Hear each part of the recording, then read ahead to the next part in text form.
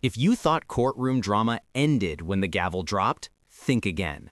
Because this time, the man at the center didn't just close his case, he reopened an entire debate.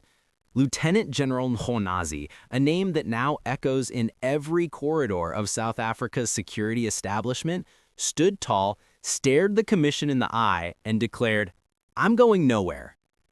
You could almost hear jaws hitting the floor. In a country where officials often bow out quietly after inquiry heat, Mkhwanazi's defiance was a thunderclap. He turned what should have been a closing statement into a political statement. To some, he's the voice of integrity, refusing to bend under pressure. To others, he's a man out of line, daring to challenge an institution meant to hold him accountable. Either way, he's sparked a national conversation that refuses to die down. So today, we unpack the 6 big truths behind that defiant moment.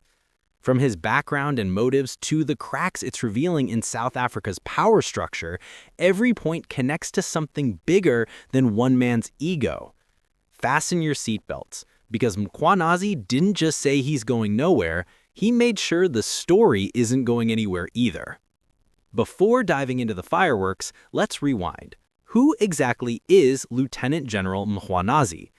A disciplined soldier, a former police leader, and one of KwaZulu-Natal's most recognized figures in uniform, Mkhwanazi's career has always danced between service and politics. Known for his no-nonsense tone and laser-straight delivery, he's a man who believes authority should command respect, not applause.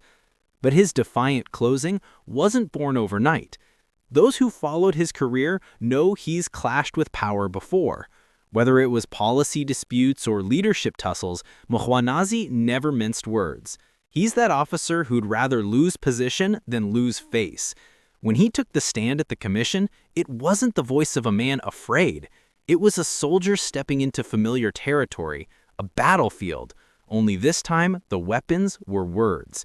He reminded the panel of promises made and fairness expected.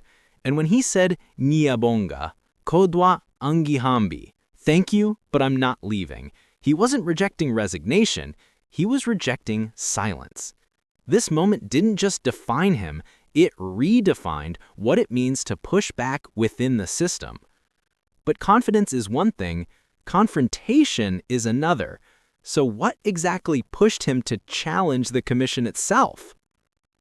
In his fiery closing, Mkhwanazi didn't just defend himself, he turned the table on the entire commission.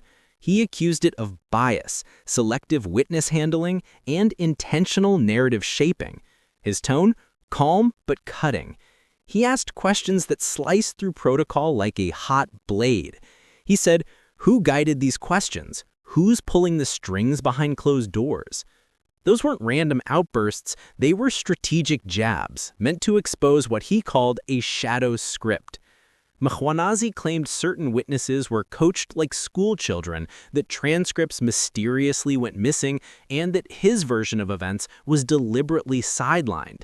To the casual observer, it sounded like paranoia, but to his supporters, it was bravery, calling out a system that often goes unchallenged. And in South Africa, where public inquiries have a history of swallowing reputations whole, Mkhwanazi's outburst was like throwing a lit match into a room full of gas leaks. His words, bold, defiant, and dangerously clear, painted him as both warrior and whistleblower. Transition hook. But words only matter if they land.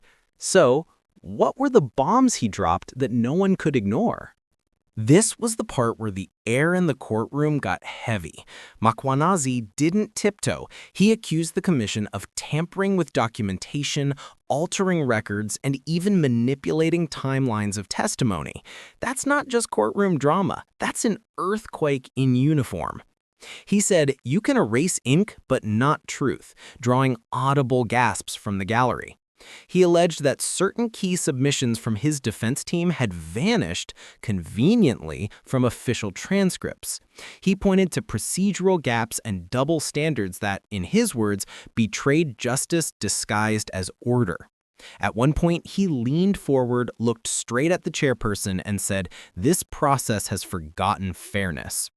For his critics, that sounded like self-preservation, but for others, it felt like revelation, a rare moment when someone inside the system dared to call it broken. And you could sense the shift. The silence wasn't respect, it was recalculation. But if you thought the commission would clap back instantly, think again. The real response was something else entirely. When the dust settled, something curious happened. Nothing. The commission didn't issue an immediate statement. Government voices stayed muted. Even the usual media frenzy seemed cautious, like everyone was waiting for someone else to speak first. Some journalists called it respectful restraint. Others whispered damage control. Behind closed doors, insiders said there was panic. Mkhwanazi had forced a conversation the state wasn't ready to have. Because if even half his allegations were true, it wasn't just about one man, it was about credibility itself. Yet this silence also gave him oxygen. In the absence of rebuttal, his defiance became the story, the general who spoke truth to power. Catchy, controversial, and contagious. Social media picked it up instantly. Hashtags trended, memes popped. Some called him a hero. Others said he was playing martyr politics. But one thing was clear. The man who said, "I'm going nowhere," had just taken over the headlines. And speaking of headlines, if you're watching right now and you love fearless political stories like this, hit that subscribe button and drop your thoughts in the comments.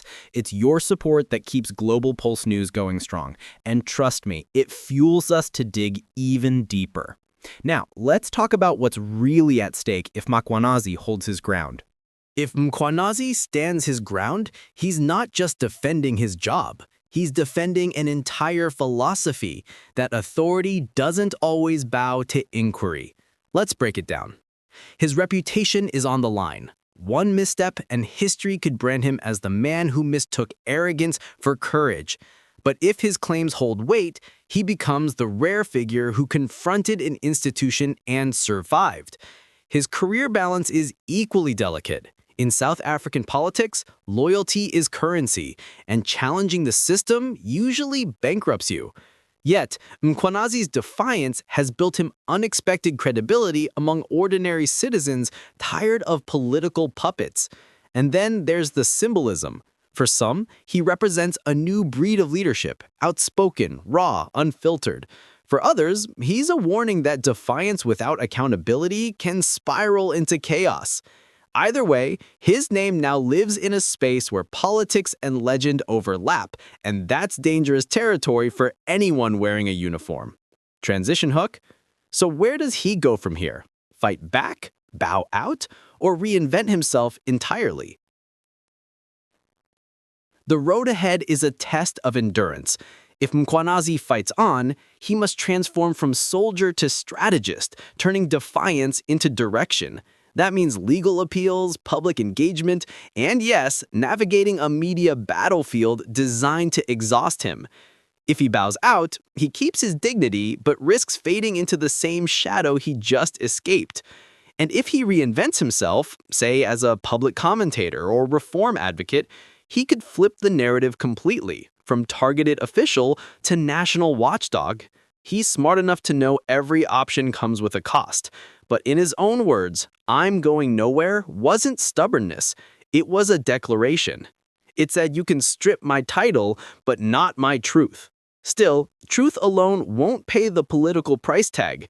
Power plays are cold, and history rarely hugs its rebels. So the question becomes, will Mkhwanazi's defiance echo as courage or cautionary tale? Either way, his closing wasn't an ending. It was a signal flare, and South Africa's watching what burns next. So there you have it, the man who refused to walk away. Lieutenant General Nhlanhla Mkhwanazi didn't just close a statement, he opened a storm. In a world where most play it safe, he played it loud. Whether you see him as a truth teller or a troublemaker, one thing is undeniable. His stance exposes something deeper about our systems, how accountability can look heroic in one light and reckless in another. He's walking that razor's edge between pride and principle, justice and defiance. And as the dust settles, we'll see if his gamble redefines him or ruins him. But until then, one truth stands tall. Power never moves quietly, and neither does history. This is Global Pulse News, where we don't chase trends, we chase truth. If this story moved you, hit like, subscribe, and share this video. Your engagement isn't just support, it's what keeps fearless journalism alive. Until next time, stay sharp, stay informed, and remember, Umuntu akalawa. No person is beyond redemption.